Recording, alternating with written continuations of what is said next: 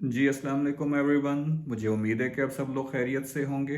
As usual weekend के ऊपर मैंने फिर सोचा कि आप लोगों के लिए एक नई अपडेटेड कोई वीडियो बनाई जाए। तो सबसे पहले तो आप लोगों को ज़रा मैं कैम्ब्रिज की अपडेट दे दूं कि दो बच्चे जिनकी मैंने लास्ट वीडियो के बारे में जिनके अबाउट डिस्कस किया था कि कैम्ब्रिज ने क्या ब्लंडर किया हो, उनके पेपर्स को किस तरीके से स्वैप किया और इंक्वायरी मतलब कि एक ईमेल बेस्ड जिस तरीके से होता है जी प्रोसेस, तो अभी तक कोई भी अपडेट वहाँ से नहीं आई। हो सकता है कि शायद ये सोच रहे हो कि उनसे कितनी बड़ी मिस्टेक हुई है और उसको कैलकुलेट करने में उनको इतना टाइम लग रहा हो। और हो सकता है कि आने वाले दिनों में कुछ मेरा जो वीडियो बनाने का मकसद था वो ये था कि ताकि आप इसको इतना ज़्यादा शेयर करें। एक तो अगर आप कोई लीगल नोटिस या कोई इस किस्म का कोई प्रोसेस करते हैं या कोई इनिशिएटिव लेते हैं जी, फिर तो चांसेस हैं कि भाई इस प्रोसेस को आने वाले दिनों में कुछ कम किया जा सकता है, इसको रोका जा सकता है जी। दूसरा जो है जी कि अगर इस मैसेज को ज़्यादा से ज़्यादा लोगों तक कन्वे किया जाए, तो ताकि इनसे पूछ-गुछ की जा सके, ज़रा थोड़ा-सा इनसे सवाल किया जा सके कि हाँ भई, ये तो 2 बच्चों ने अपने सब जो ट्रांसक्रिप्ट थे वो मंगवाए थे, तो पता चला। तो जिन लोगों ने नहीं मंगवाए और उन लोगों ने अपने रीचेकिंग की एप्लीकेशन दी और आप लोगों ने उनके ग्रेड को इम्प्रूव नहीं किया और सस्टेन रखा, तो इस चीज़ की अकाउंटेबिलिटी कैसे होगी? तो ये था कि अभी तक तो खामोशी है कि कोई अभी तक अपडेट फर्दर नहीं आई, जिसकी वजह से कुछ पेरेंट्स भी परेशान हैं और बच्चे भी परेशान और मैं तो ऑब्वियसली परेशान हूँ। तो आज का जो हमारा टॉपिक है वो है कि बच्चा झूठ क्यों बोलता है।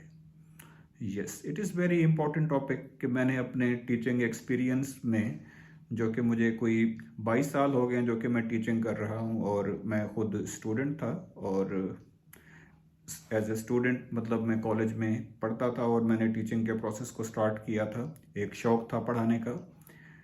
तो उससे अब तक पता नहीं कितने स्टूडेंट्स होंगे जिनको मैंने पढ़ाया है। और हर स्टूडेंट एक इंडिपेंडेंट यूनिवर्स है, एक अलहदा से एक अपनी एक नेचर रखता है। तो बच्चों के पेरेंट्स, उनका ग्रूमिंग, उनके इन्वायरमेंट, इन तमाम चीज़ों से with the passage of time एक सिंक्रोनाइजेशन भी होती रही और पता चलता रहा, एक एक्सपीरियंस भी आता रहा कि आपको किस टाइप के बच्चों को कब कब कैसे कैसे फेस करना पड़ा, उनमें क्या क्या डेफिशिएंसीज थी और उनको वो डेफिशिएंसीज उनके अंदर किस वजह से पैदा हुई। तो ये तमाम चीज़ें हैं जी।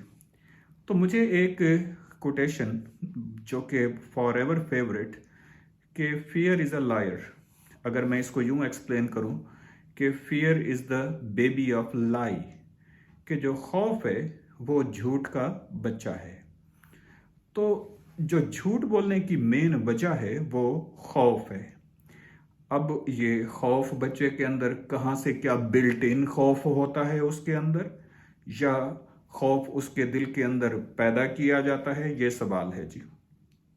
देखिए, खौफ दो किस्म के होते हैं। एक होता है कि नेचुरल फियर, फॉर एग्जांपल के आप अपने सबकॉन्शियस में से निकल जाते हैं जब, आई मीन के कोई बच्चा, अगर छोटा सा बच्चा है जी, अगर वो बैठा है जी और एक ऐसा बैंग सा साउंड, एक धमाकेदार अगर वो आवाज़ सुनता है जी, तो वो उससे अचानक क्या जी, एक सडन इन्वायरमेंटल चेंज की वजह से वो जो एक डर में मुब्तला होता है जी, वो एक अचानक एक शिवर सा, एक अचानक सा एक रिएक्शन शो करता है जी। एक तो ये डर या एक ये खौफ है। और दूसरा खौफ जो कि बच्चे के अंदर उसके सोशल लाइफ की वजह से उसके अंदर पैदा होता है जी। और उसकी सोशल लाइफ में हम पेरेंट्स हो गए, टीचर्स हो गए, बच्चे के अपने दोस्त हो गए, और ये सारा इन्वायरमेंट, ये सारे अवामिल इसमें शामिल हैं। अब सबसे बड़ी जो मेन जो खौफ की वजह है वो है पेरेंट्स का अपना एटीट्यूड, उनका जो अपना मिजाज है पेरेंट्स का, कि अगर वो खुद अपनी किसी वजह से किसी स्ट्रेस में मुब्तला हैं और उसी दौरान कोई बच्चा आके उनसे सवाल करता है जी, कोई चीज़ पूछने की कोशिश करता है जी, तो उसको डरा दिया, धमका दिया, देख नहीं रहे मैं टीवी देख रहा हूँ, देख नहीं रहे मैं अखबार पढ़ रहा हूँ जी, एक तो उस बच्चे के दिल के अंदर ये खौफ उसी दिन से बैठ गया कि आइंदा उसने आपसे कोई चीज़ नहीं पूछनी जी। सेकंड, कि हमारे कल्चर में एक अब्बुओं का डर बड़ा जी जहन में बिठाया जाता है जी, कि एक कॉमन एक सेंटेंस बच्चों को सुनने के लिए मिलता है जी कि तेरा मुर्शिद आवे तो मैं उन्होंने दसा। मतलब they think that their father is a big monster. मतलब उनका जो अब्बा है वो उनका बहुत बड़ा कोई जानी दुश्मन है, पता नहीं वो आएगा और क्या करेगा जी। एक तो ये खौफ बिठाना जी। दूसरा, बच्चे से अननेसेसरी एक्सपेक्टेशंस रख लेना जी। बच्चा अभी पढ़ाई के इब्तदाई मराहिल में होता है जी, और उसको कहना शुरू कर देना मेरा बेटा बड़ा होकर डॉक्टर बनेगा। क्यों मेरा बेटा डॉक्टर बनेगा ना, मेरा बेटा इंजीनियर बनेगा जी। और अपने रिलेटिव्स में और अपने रिश्तेदारों में, अपने अहबाब में, अपने नेबर्स में उस बच्चे की शख्सियत का एक झूठा नक्शा खींचना, और बच्चा उस झूठे नक्शे को सस्टेन करने के लिए क्या करेगा, झूठ का सहारा लेगा। और इसके बाद जी, कि बच्चा एक, जब आपने उसका एक झूठा नक्शा उसकी शख्सियत का खींचा तो वो उसको सस्टेन करने के लिए क्या करेगा, वो एक स्ट्रेस में आएगा, वो एक फिर हॉल में चला जाएगा। और उसको मतलब एक बच्चा है, मैं कहता हूँ कि वो इतना, उसके ग्रेड जी अच्छे फर्ज करें कि नहीं आए जी, जबकि रिश्तेदारों में और रिलेटिव्स में, दोस्त अहबाब में, सोशल सर्कल में ये फैला देना जी कि इसके सारे जी ए स्टार्स आए हैं जी। क्या जरूरत है? आप लोगों को क्यों नहीं समझ में आती कि आपके ग्रेड ठीक है, इंपॉर्टेंट है, main thing is the skill. आप ये जो यूट्यूब देख रहे हैं जी, और इस वक्त मैं जिस मीडिया को मैं यूज़ कर रहा हूँ, जो कि मैं फेसबुक को भी यूज़ करता हूँ जी। और हो सकता है कि बहुत सारे लोग जी अपने लैपटॉप के ऊपर बैठकर, आपने दो कंपनीज सुनी है जी, फेसबुक, इंटेल। इन दोनों के अगर आप मालिकान के नाम सुने, कि फेसबुक जिसका मालिक कौन है, मार्क जुकरबर्ग, और इंटेल माइक्रोसॉफ्ट, मतलब एक सॉफ्टवेयर और एक कह जी हार्डवेयर, जो सॉफ्टवेयर है माइक्रोसॉफ्ट, इन दोनों के जो ओनर्स हैं, आई मीन बिल गेट्स और मार्क जुकरबर्ग, ये दोनों हार्वर्ड यूनिवर्सिटी के ड्रॉप स्टूडेंट्स हैं। और ये ज़्यादातर लोगों को ये बात पता है, कोई नई बात नहीं है जी। कि मतलब ये है यहाँ पे कि अगर वो ड्रॉप हो गए हैं जी, तो उन्होंने वो इस कॉम्प्लेक्स में नहीं गए कि भाई हाय अल्लाह मैं तो ड्रॉप हो गया, मेरी ज़िंदगी तबाह हो गई है जी। मैं तो, वो किसी खौफ में मुब्तला होकर वो उन्होंने अपनी ज़िंदगी और अपनी तरक्की के प्रोसेस को रोक नहीं दिया जी। तो इसके बाद अब मैंने खौफ की आपको कितनी वजह बता दी हैं जी।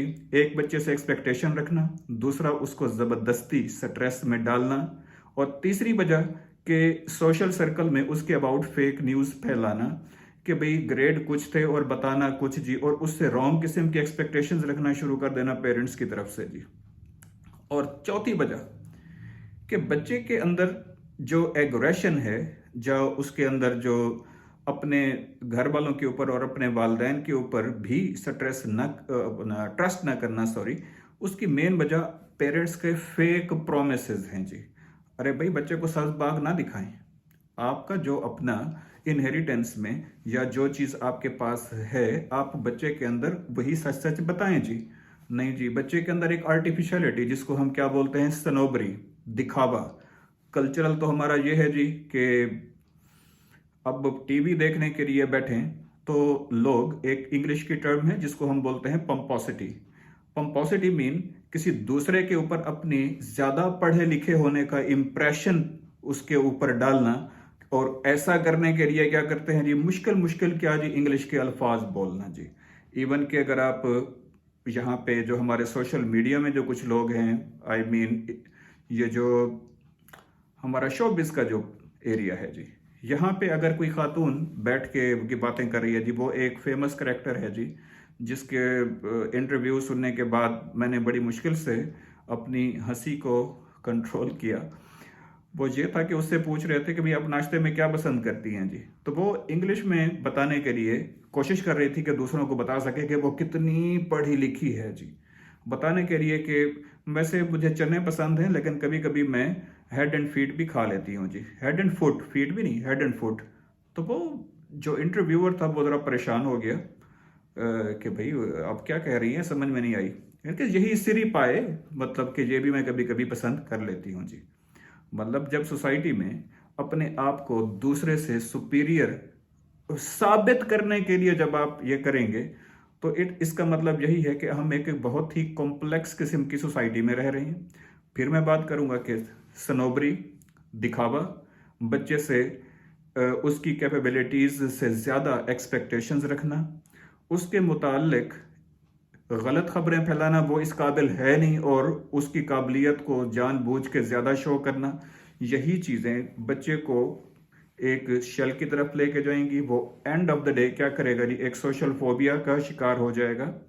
वो सम टाइम एक टर्म हम यूज़ करते हैं जी कि एक्रोफोबिया, कि भाई हाइट पे, बुलंदी तक जाने का खौफ में मुब्तला हो जाएगा। तो इन चीज़ों से ज़रा अवॉइड करें। मैं फिर कहता हूँ कि झूठ की वजह खौफ है, और खौफ बच्चे के अंदर घर से शुरू होता है जी। और घर वाले अगर बच्चे के अंदर उसकी सही तरीके से परवरिश कुछ इस तरीके से करें, जो है वही दिखाएं, ऐसा नहीं ना करें कि सोसाइटी में एक शो ऑफ करने के लिए वही कि आर्टिफिशियलिटी, या जिसको हम लिटरेरी लैंग्वेज में सनोबरी कहते हैं, दिखावा, दिखावे से आप बचिए। और उसी अगर आपने एक बार चलें जी उसको दिखावे के लिए कुछ ना कुछ दे दिया, तो वो उसको मेंटेन करने के लिए पता नहीं कितने फिर झूठ बोलेगा। तो झूठ जो है वो आपके बच्चे की क्रिएटिविटी, उसकी तख्लीकी जहनीत का सबसे अव्वलीन और पहला दुश्मन है। मैं जब भी क्लास में जाता हूँ, मेरा सबसे पहला जो मैसेज होता है बच्चों को जब मैं बोर्ड के ऊपर लिखता हूँ, वो ये है कि आई हेट फियर, कि मुझे खौफ से नफरत है। आप बच्चे के अंदर अदब और एहतराम सिखाएं, बजाय इसके कि वो डरे आपसे। भाई अदब और एहतराम और खौफ में क्या फ़र्क है?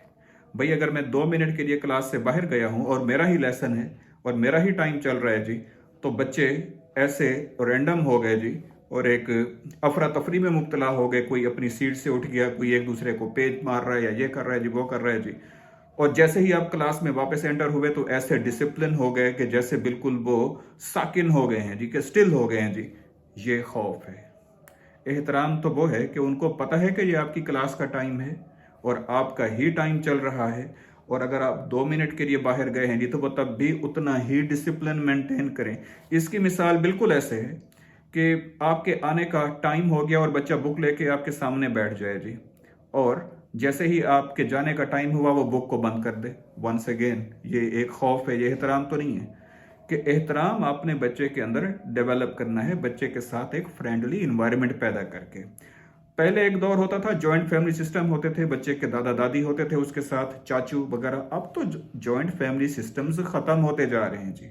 अब बच्चे और हम एक ऐसी अफरा तफरी में आ रहे हैं जी कि हमें अपनी लाइफ को ही मेंटेन करने के लिए इतना कुछ करना पड़ रहा है जी। क्यों?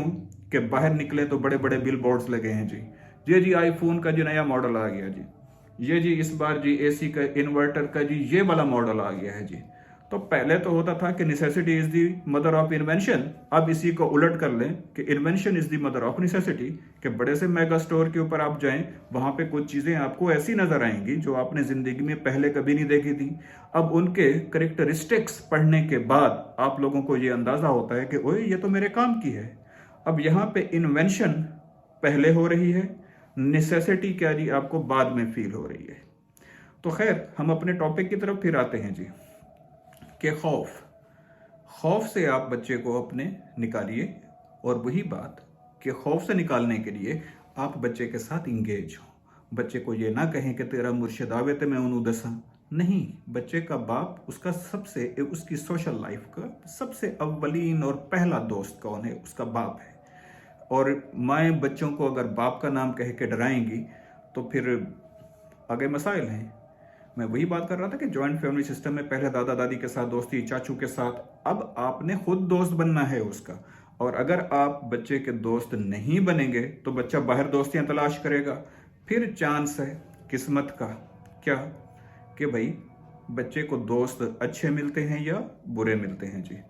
तो वंस अगेन मैं अपनी वीडियो को इसी बात पे ख़त्म करूंगा कि बच्चे के अंदर खौफ को ख़त्म करें, बच्चे से रॉन्ग एक्सपेक्टेशंस मत रखें, बच्चे के अंदर स्किल्स को डेवलप करें, फिर एक्सपेक्ट करें। इसके बाद आप खुद स्ट्रेस में जब हों तो बच्चा अगर आपसे बात करना चाह रहा है तो अपने स्ट्रेस को साइड पे रखिए और अपने बच्चे की बात को सुनिए।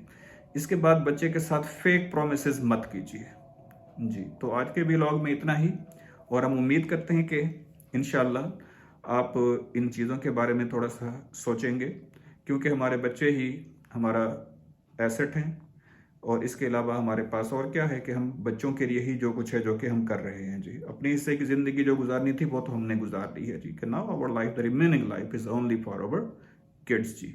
और कैम्ब्रिज की अपडेट के लिए मैं फिर कह रहा हूँ जी कि मैंने जो मैसेज दिया, जो वीडियो थी जो मैंने बनाई है, उसको काइंडली आप शेयर करेंगे जितना, तो उतना मैसेज के आगे कन्वे होने के चांसेस ज़्यादा होंगे, क्योंकि 2 बच्चों ने ये जो प्रॉब्लम फेस किया, हमारी कोशिश तो यही है ना कि आने वाले दिनों में कोई और बच्चा फेस ना करे इन प्रॉब्लम्स को जी, ताकि कैम्ब्रिज अपने जो उनके इन्विजिलेटर्स हैं, जो एंड ऑफ द डे जो पेपर्स को कलेक्ट करते हैं, फिर उनको स्कैन करके आगे भेजते हैं ब्रिटिश काउंसिल के, ताकि उनकी स्क्रूटनी की जा सके, वो अपना स्टाफ ज़रा और हाईली स्किल्ड करें जी।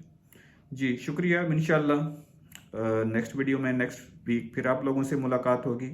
फिर कह रहा हूँ कि चैनल को सब्सक्राइब कीजिए, और इसमें अगर आप कोई अपनी राय देना चाहते हैं, अपनी कोई ओपिनियन देना चाहते हैं, तो प्लीज़ इसमें कमेंट में आप लाजमी दीजिए।